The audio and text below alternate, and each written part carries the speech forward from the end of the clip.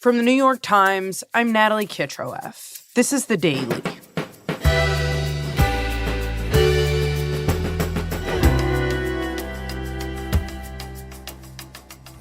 As the war in Iran enters its 6th week, even as President Trump keeps signaling that it's about to end, the fighting shows no signs of letting up.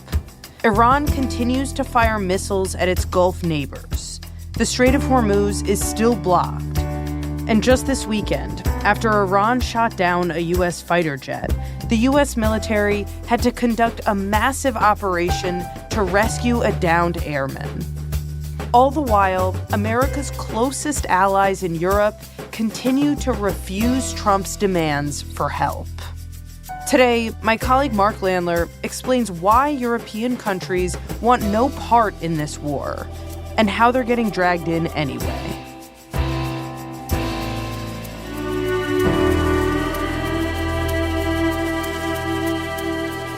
It's Monday, April 6th.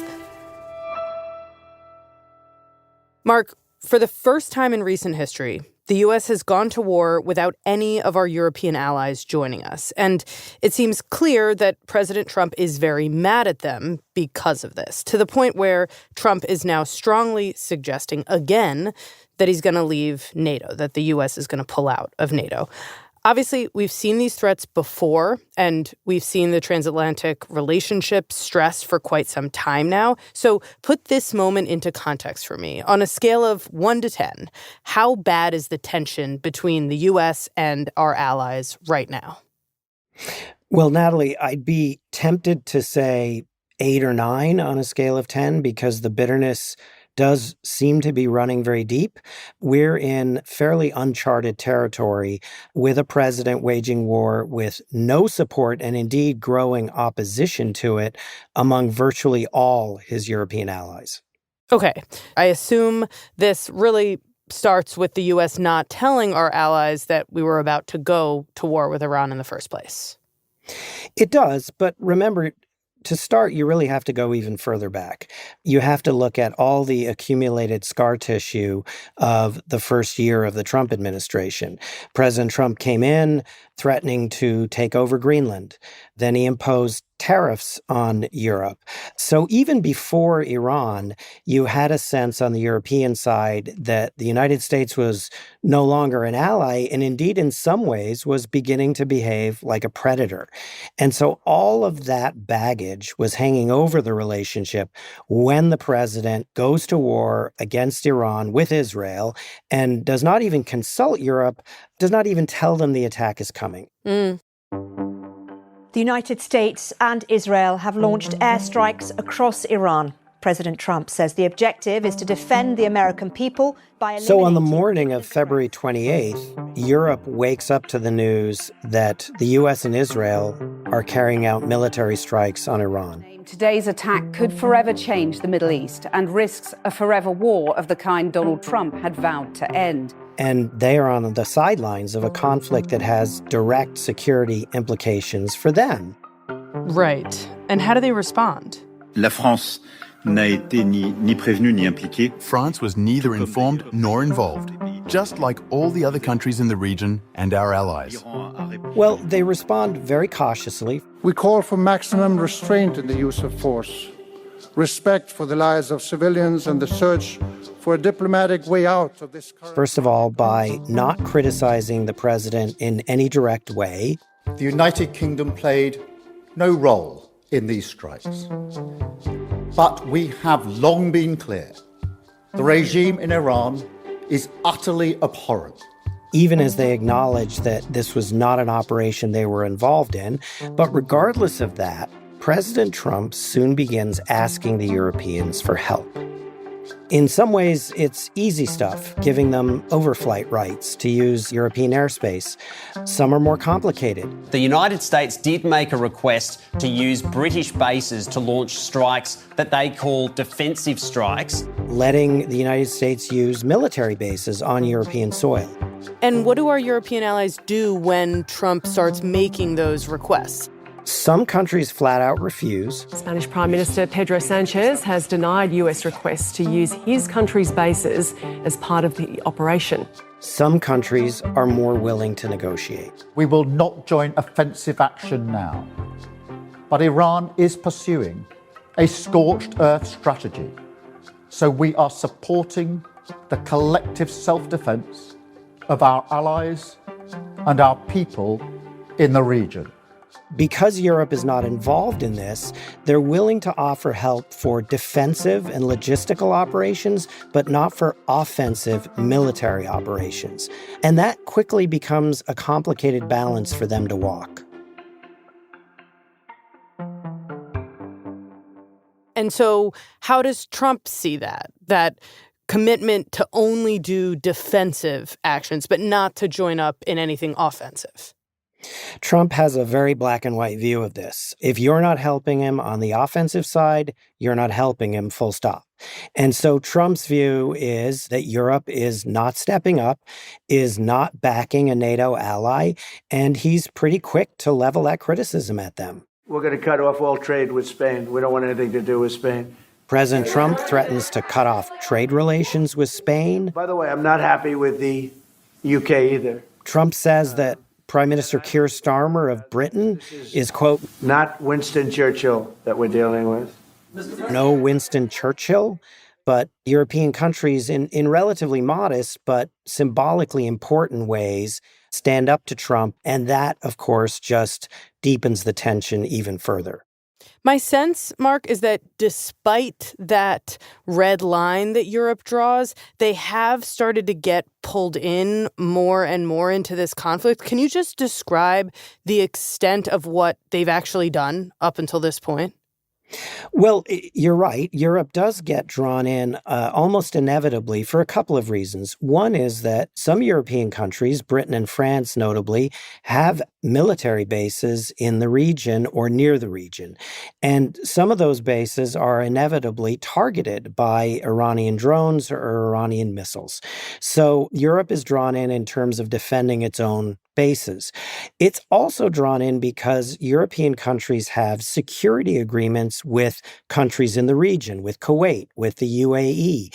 And so European planes are in the air over places like the UAE, Qatar, Kuwait, helping defend those countries from Iranian attacks. And then, of course, Iran shuts down the Strait of Hormuz, one of the world's most strategic waterways and the place through which about a fifth of Europe's oil and gas flows, and puts Europe's leaders in an incredibly difficult position because then Trump asked the Europeans to step up and forcibly reopen it, and the Europeans refuse.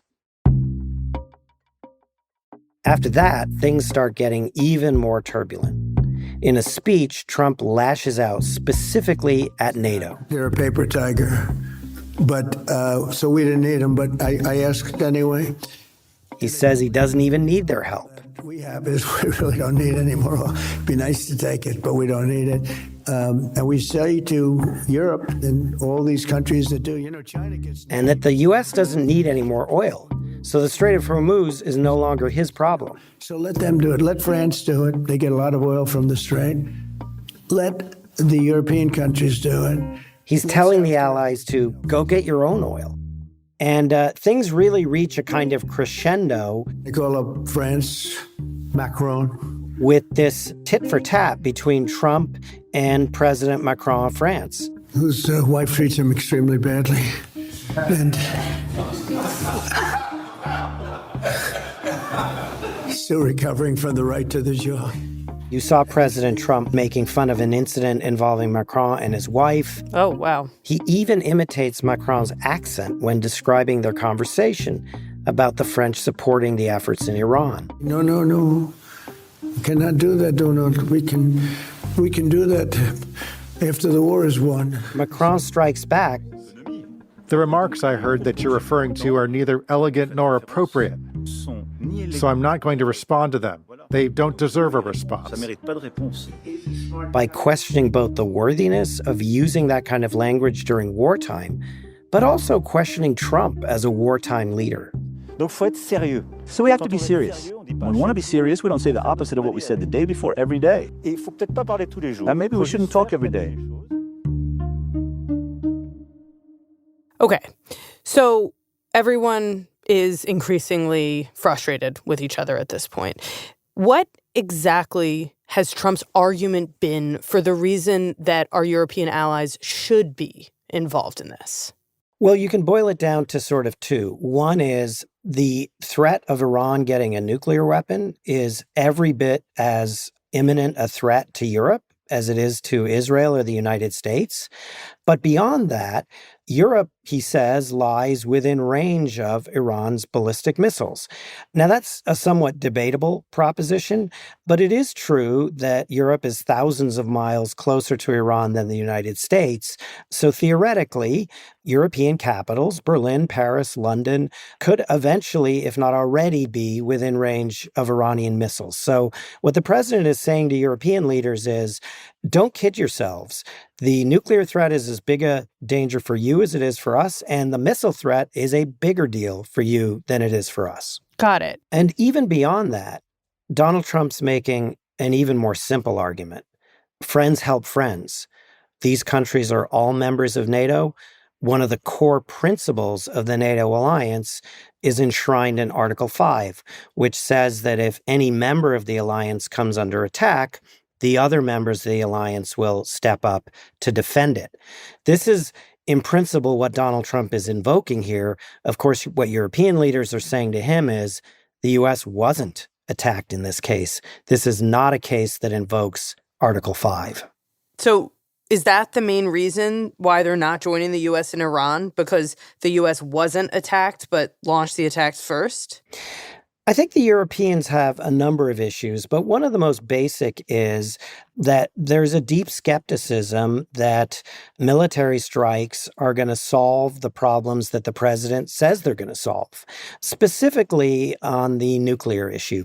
The president has not made a compelling and convincing argument that a full-scale military campaign is going to accomplish the goal of eradicating the nuclear program. They point out that the highly enriched uranium that lies under these already destroyed Iranian facilities is going to be very hard to get at, that Iran's already been crippled in its nuclear program by previous strikes led by the United States and Israel. And so the idea of starting a full-blown war just doesn't seem persuasive to them. It sounds like they're essentially not agreeing with the strategy behind the war or the justification for it. Is another reason for their reluctance just that they're looking at the situation in the Strait of Hormuz and assessing that there actually may be very little that they can do to help reopen it? Yeah, that's a very important point. Germany had sort of asked, what is it that we can do that the United States can't do? Right. And other European leaders have repeatedly said it's difficult to see a solution in the Strait of Hormuz during the conflict that does not simply put our ships and our service people at risk and doesn't necessarily solve the problem. And is that true, Mark? Like, what could they do, actually? Well, Europe has a couple of competencies. One is in the area of clearing mines. They do have mine-sweeping ships. There is a very healthy debate about whether Iran has actually laid mines in the Strait of Hormuz. But if there was evidence they had, the Europeans could send minesweepers. The Europeans could also send frigates to escort oil tankers through the strait. That is something that European navies have. The problem with that is if you're doing it during the conflict, those frigates would be targets for Iranian drones and short-range missiles and all kinds of incoming fire. And so I think European leaders are dead set against doing that while the conflict is raging. They might be open to doing it after the conflict as a way of bolstering the confidence of the shipping companies. Just this past week, France actually got a ship through the strait. We don't know exactly how it happened, but it suggests that there are possible other methods like cutting deals with Iran, which of course would further antagonize President Trump. So basically the Europeans could do something, but the options they have are limited and sort of fraught. And it generally seems as though they are pretty uneasy about jumping in to solve a problem they don't actually think can be solved and then possibly being dragged into a conflict with no clear end. Yeah, that's right. I mean, for them, they see all kinds of downside risk for very little, if any, upside benefit. And remember, there's a lot of history hanging over this. Specifically, there are two wars hanging over it. The first was in Afghanistan, a war that began after the 9/11 attacks on the U.S., when NATO did rally to the defense of the United States. Right. European troops fought alongside the Americans in Afghanistan, which, of course, turned out to be a grinding 2-decade-long conflict that ended with the Taliban recapturing the country. Mm-hmm. It was in some ways an encyclopedia of everything that is hard about nation building. Yeah. In Iraq, which was very different, that was a war of choice rather than a war of necessity, and it was not supported universally. Remember, Britain supported it, but Germany and France both steered clear of it, believing that the president at the time, George W. Bush, had not made a compelling case that a full-scale military invasion was the only and best option in this case.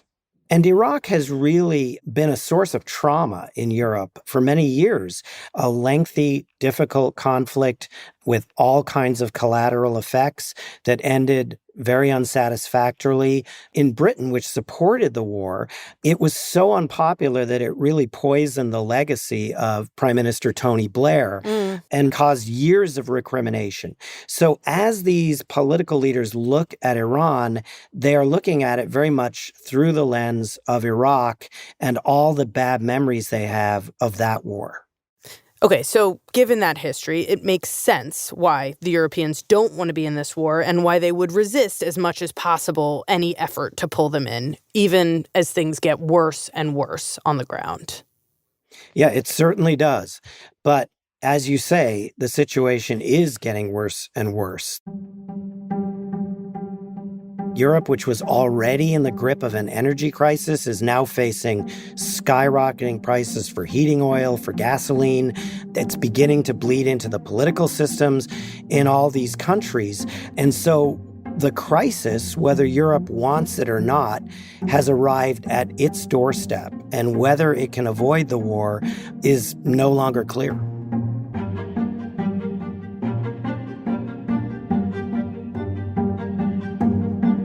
We'll be right back. Mark, as unfair as it may seem to Europe, as much as they want to stay out of it, the war has affected the global economy, as you said. And Europe does depend heavily on the oil coming through the strait. So they're implicated, whether they like it or not. Yeah, they are. There's an injustice in this, if you like. They didn't want to have anything to do with this war. They weren't consulted on it. They have deep reservations about it. And yet they can't stay out of it altogether because it has become their war as well. Across Europe, you see all kinds of signs of distress. In Germany, a gallon of diesel fuel is now over $9. Whoa. Natural gas prices have skyrocketed. In Britain, you're seeing all kinds of potential political upheaval. Governments are beginning to talk about very costly bailout problems. Governments' fiscal plans are being upended because suddenly there are these huge payments being demanded to cover these energy shortfalls. So across the continent, you just see a ripple effect where the war has changed everything. Okay, so there is, as you're noting, a real tension between not wanting to be involved at all, but also experiencing very real pain as a result of this war.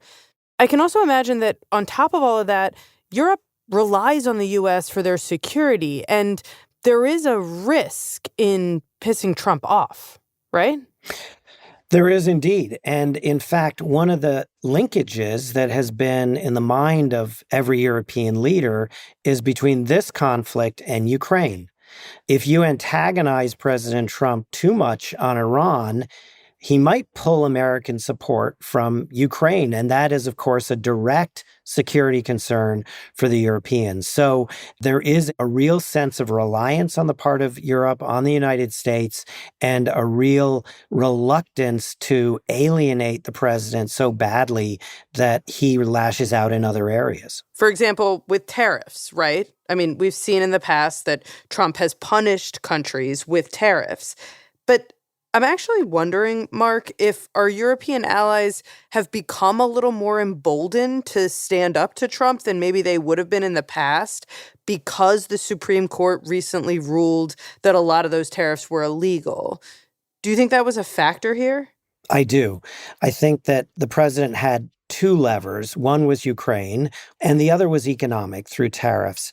And the Europeans were desperate to head off the worst of the tariffs. Well, now the Supreme Court has done a bit of their work for them. Doesn't mean there won't be any tariffs, but the White House is back to the drawing board on how they're going to impose tariffs, what authorities they're going to use. And it has left the situation much more murky, but also raised the prospect that Europe is not going to face that particular form of leverage. And it is something that I think is causing them to feel somewhat bolder toward the president.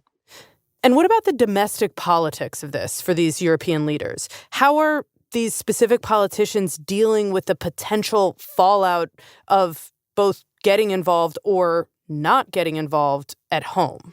Well, it's interesting, and it differs depending on what party the politicians are from. In Italy, Giorgia Meloni, who is the leader of a far-right party, has actually kind of developed a reputation as a Trump whisperer. She's viewed as someone who Trump trusts, who can talk to Trump.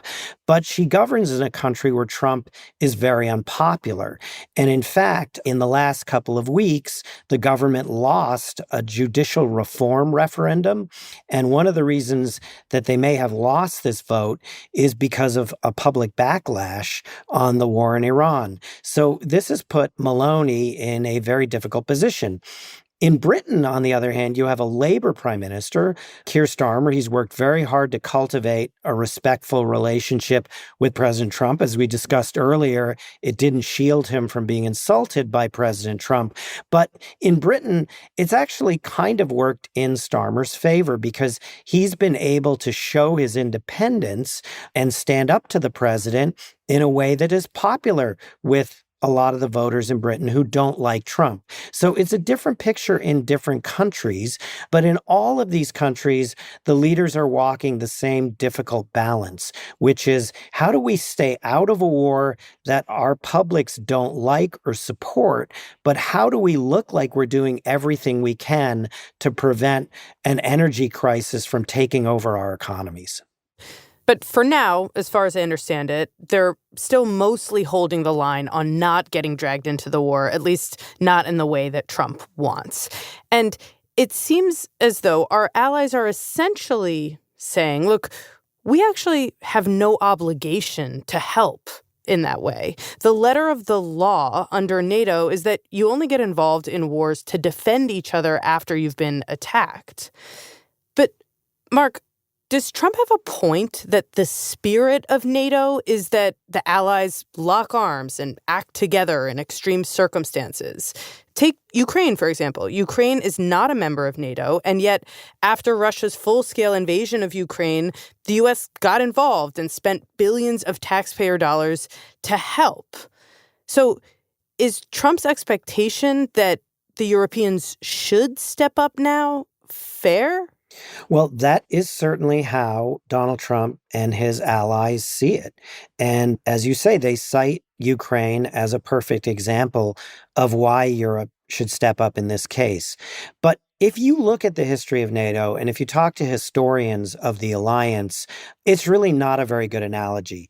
NATO members are not obligated to blindly follow the military adventures of other members, particularly if they think they're unwise or poorly thought out. Right. And the best example of this is back in the 1950s, the Suez Crisis, when Britain and France allied with Israel in an operation against Egypt, and the United States stepped stepped in to oppose it because they thought it was wrong-headed. It caused severe strains in the alliance, but it laid a predicate for the way that NATO members should behave, particularly if they don't support what another NATO member is doing. So the history of NATO is not one of unanimity in every conflict. It is, after all, an alliance of democratic countries who have their own democracies and their own political systems to deal with. So I think the obligation for a NATO member is to give another NATO member a fair hearing, to listen to their argument, and if they support it, to join. But absent Article 5, they are not obligated to do so, and in this case, they have decided not to. You saw it in Iraq, but even before that, you saw it in the Suez crisis. So, given everything you've described, this tightrope that our European allies are walking, what do they do? What are their options? Well, they don't have great options, but they are working on a couple of different levels. On a diplomatic level, the Europeans are continuing to deploy what have been tried and true weapons in the past. King Charles is going to the United States on a state visit. Trump loves the royals. Trump loves the royals. And although there have been some voices in Britain asking why is this a good time for King Charles to go to the U.S., they're forging ahead with the trip. And I think their calculation is that it will buy them some goodwill. It will be a reminder to the president of why he values Britain as an ally. And it will maybe smooth out some of these rough edges. For the Europeans as a whole, on a more gritty operational level, they are starting to make plans for how to secure the Strait of Hormuz after this war is over. The British organized a virtual conference call of 35 countries to talk about what this coalition might look like, what countries would contribute to it, what sorts of military assets would be deployed, whether it would be minesweepers or escort ships. And there's going to be further, even more operational meetings about putting this whole coalition together. This coalition does not include the United States, much as the coalition of the willing that the Europeans have put together to secure a ceasefire in Ukraine also doesn't include the United States. But really, both of these efforts underscore the limitations the Europeans face. In the case of Ukraine and the coalition of the willing, there's a general recognition that unless the United States stays involved, offers some form of security guarantees, this whole effort really doesn't have a lot of teeth to it. And likewise, I think, with the coalition that would secure the Strait of Hormuz, if the United States doesn't put its military might and its credibility behind an effort to keep the strait open, it's really highly unlikely that the Europeans are going to be able to do it on their own. So while these efforts show how Europe is grappling with, if you will, a post-American world, it's also revealing why the United States remains such a central part of the equation. Yeah, we've been talking a lot about the divergence between the U.S. and its European allies. But what you're saying raises the question of how viable it is for the two sides to split, for this relationship to actually rupture long term. It doesn't seem possible, really. Both sides are truly invested in it. Yeah, that's right. Europe and the United States are really almost like a married couple that's hit a very rough patch. They may be even living in different houses, but they share so many assets. They have so many common interests that the price of splitting is perhaps even higher than the pain of figuring out how to stay together. For Europe, staring down the barrel of an economic crisis and a security crisis, the price of divorcing from the United States is still probably too painful.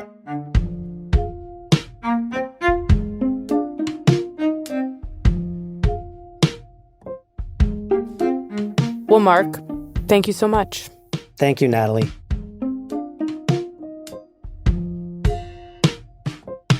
On Easter Sunday, after receiving no assistance from U.S. allies in securing the Strait of Hormuz, Trump again threatened Iran, suggesting he would strike Iranian energy infrastructure on Tuesday if the regime didn't end its blockade.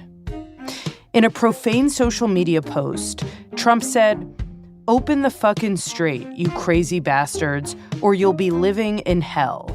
Just watch." We'll be right back.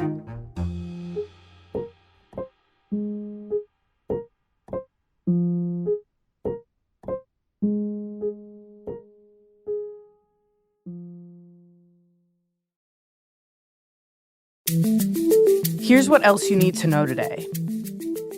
On Saturday night, U.S. forces executed what's been described as one of the most challenging and complex missions in the history of U.S. special operations to rescue the service member whose fighter jet was shot down in Iran, the first loss to enemy fire since the start of the war. Initially, neither the Americans nor the Iranians knew where the injured officer was hiding in a mountain crevice after he ejected from the cockpit of his jet. The airman, a weapons system officer, evaded capture for more than 24 hours, at one point hiking up a 7,000-foot ridgeline.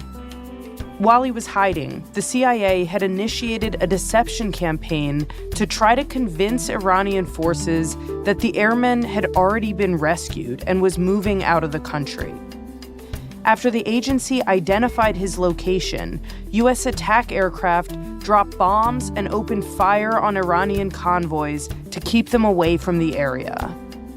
In the end, Navy SEAL Team 6 commandos extracted the officer, who was then flown into Kuwait for medical treatment. President Trump celebrated the rescue on social media, saying, "We got it," and noting that there were no casualties among the rescue team. Trump said the airman had sustained injuries, but would be just fine.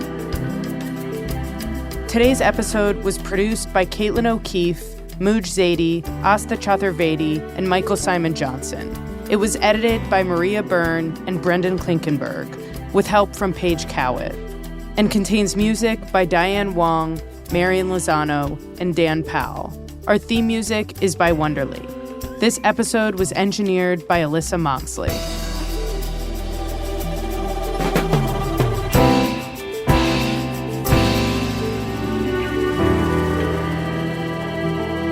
That's it for The Daily.